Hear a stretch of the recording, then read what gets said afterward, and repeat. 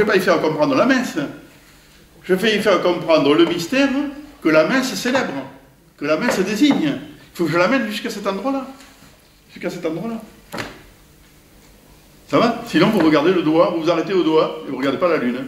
Voilà, pour l'exemple un peu facile à dire comme ça, mais... Voilà. Parce que je crois qu'on est sur la messe aujourd'hui, si j'ai bien compris. Et donc c'est ça. Donc, c'est pas de comprendre la messe. Si je faisais la formule, je dirais c'est pas de comprendre la messe, c'est de vivre l'Eucharistie. Parce que la messe n'est pas l'Eucharistie. La messe, c'est pas l'Eucharistie. La messe, c'est la célébration de l'Eucharistie. Et c'est pas l'Eucharistie. L'Eucharistie, c'est la messe. Mais la messe, c'est pas l'Eucharistie. L'Eucharistie, c'est la messe, parce que la messe fait partie de l'Eucharistie, puisqu'elle en est la célébration. Mais l'Eucharistie n'est pas la messe, parce que la messe n'en est que la célébration. Mais l'Eucharistie, c'est la messe vécue, si j'ose dire. Ce que la messe désigne, ce que la messe célèbre, en tant que c'est vécu. Ça va, ça? Je pourrais vous le dire en latin. Je vous le dire en latin, si vous voulez. En latin. La théologie classique disait ça. Je suis en train de dire la théologie classique, je n'invente rien, je le dis avec, brutalement, comme ça, mais c'est la théologie classique. C'est-à-dire qu'on distinguait dans la théologie classique du Moyen-Âge, on distingue entre le sacramentum et la res. C'est-à-dire entre le signe et la chose. Et la chose signifiée, le sacramentum et la res. Voilà. Le sacramentum, c'est la signification, c'est le signe. La res publica, la res, la chose, c'est le mystère célébré, c'est le mystère désigné. Voilà. Et un sacrement, ce n'est pas que le signe. Et ce n'est pas que le signe et la chose, c'est aussi la chose, c'est aussi le mystère lui-même. C'est le mystère lui-même. C'est le signe et le mystère. Voilà.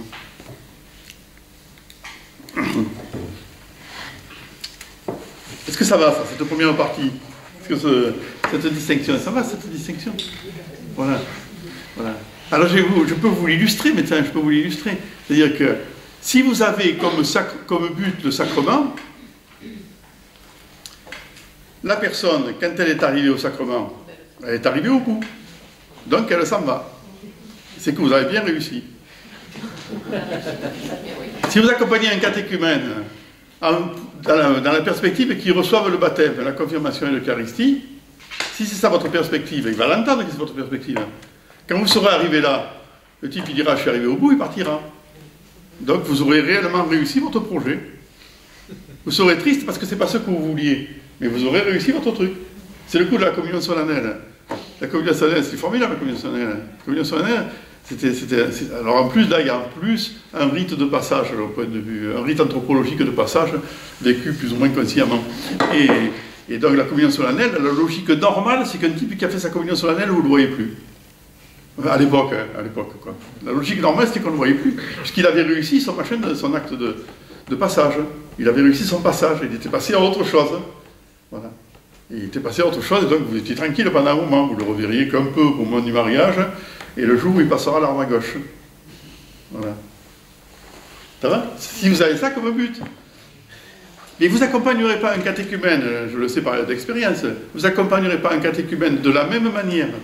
Si votre idée, c'est que vous le conduisez à recevoir les sacrements, ou si votre idée, c'est que vous le conduisez à devenir un homme ou une femme qui vit sa vie en Christ. Voilà. Vous n'aurez pas la même perspective. Parce que votre regard, c'est comme à la chasse, peut-être, de se dire que votre cible ne sera pas la même.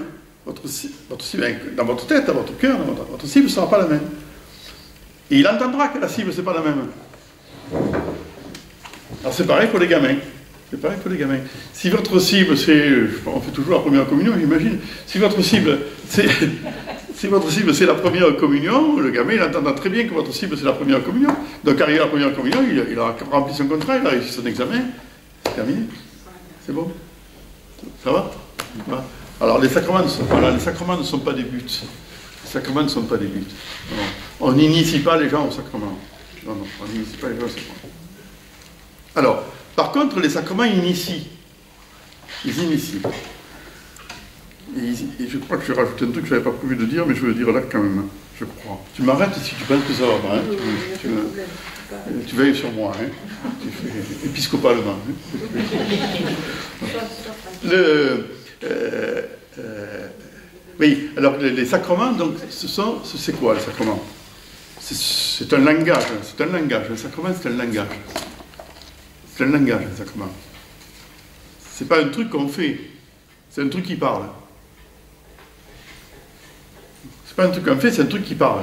Vous voyez? C'est un langage. C'est d'abord un langage. Vous pouvez vous le prouver par la théologie. Saint Augustin avait déjà dit ça. Puis après Saint Thomas d'Aquin. Saint Thomas d'Aquin, lui, il avait cru que c'était quelque chose qui faisait, qui était une cause, qui était efficace. Tout ça. Et puis quand il a relu Saint Augustin, il a compris qu'il était en train de se tromper, il est revenu, il a dit non, le sacrement est de l'ordre du signe. Il est de l'ordre du signe. Donc il est de l'ordre du langage. C'est un langage, le sacrement. C'est un langage qui opère. C'est un langage qui opère. Et il opère quoi? Il fait quoi? Il fait ce qu'il signifie. Il opère par mode de signification. Il fait ce qu'il signifie. C'est ça le mot de langage. Voilà. J'en dis pas plus. J'en dis pas plus parce qu'on en a assez pour notre réflexion là. C'est un langage. Donc, si c'est un langage, c'est un langage particulier. C'est un langage particulier. C'est-à-dire que ce n'est pas un langage avec des mots, comme les Écritures. Les Écritures, c'est un langage avec des mots. Quand vous avez les Écritures, il y a des mots. Vous voyez, c'est des mots. Des mots, des phrases, etc. Donc, c'est un langage avec des mots.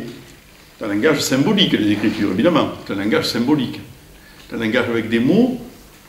C'est un langage avec des mots, mais qui ne dit pas ce qu'il dit, qui dit autre chose que ce qu'il dit, qui dit quelque chose et qui vous laisse entendre autre chose. Qui vous dit Jésus marche sur les eaux, mais quand il vous dit que Jésus marche sur les eaux, vous comprenez bien sûr que ce n'est pas une histoire de planche à voile, que c'est autre chose. Quoi, hein. Vous comprenez que vous n'arrêtez pas à l'anecdote, au langage symbolique. Vous passez à la signification de ce que ça veut dire. Ça va? Donc, les sacrements, c'est pareil. C'est-à-dire, ça ne parle pas avec des mots, ça parle avec des gestes. Ça parle avec des gestes. C'est la même chose, c'est un langage aussi, c'est la même chose. Mais c'est un langage de gestes. De gestes, de déplacement, d'actions, d'objets, etc. etc. Ce n'est pas des mots. C'est pas d'abord des mots. Il y a des mots qui l'accompagnent. Mais il ne faut pas qu'il y en ait trop de mots qui l'accompagnent. Voilà. Mais c'est surtout un langage de gestes. C'est-à-dire, vous prenez un minot, vous le mettez à poil, et vous le trempez dans une cuve. Hein. Voilà. Voilà. C'est ça le baptême. Hein. C'est ça le baptême. Ça parle à travers des gestes. À travers des gestes. Et donc, ce langage du geste est un langage qui est extrêmement important. C'est un langage qu'on emploie même quand les mots nous font défaut. Quand les mots vous font défaut, qu'est-ce que vous faites? Vous passez au langage des gestes. C'est-à-dire que vous aimez quelqu'un, vous pouvez lui dire, qu'après vous l'aimez beaucoup, alors vous dites je t'aime, je t'aime, je t'aime, je t'aime. Bon, et puis vous recommencez de temps en temps, bon, c'est bien. C'est bien, puis après vous ne pouvez plus, quoi. Les mots commencent à patiner, donc je rigole un peu, hein. Donc après vous passez au bestiaire animal, hein, c'est-à-dire vous dites ma puce, mon lapin, mon canard, il faut faire attention parce qu'il y a des animaux qu'il ne faut pas prendre, hein, mais bon, si vous passez au bestiaire, donc vous passez à un autre langage qui est un langage symbolique, et puis quand vous n'avez plus de mots, vous ouvrez vos bras, vous prenez la personne dans vos bras et vous l'embrassez. Voilà, parce que vous n'avez plus de mots pour parler, et donc vous parlez avec des gestes. Bien, les sacrements, ils sont de cet ordre-là du langage. C'est un langage de gestes. C'est un langage de gestes. C'est un langage de gestes qui dit beaucoup plus de choses que ce qu'on croit qu'il dit. Voilà. C'est-à-dire, c'est un langage qui ouvre à plein de significations. Qui ouvre à plein de significations. Qui est d'une grande force, quoi.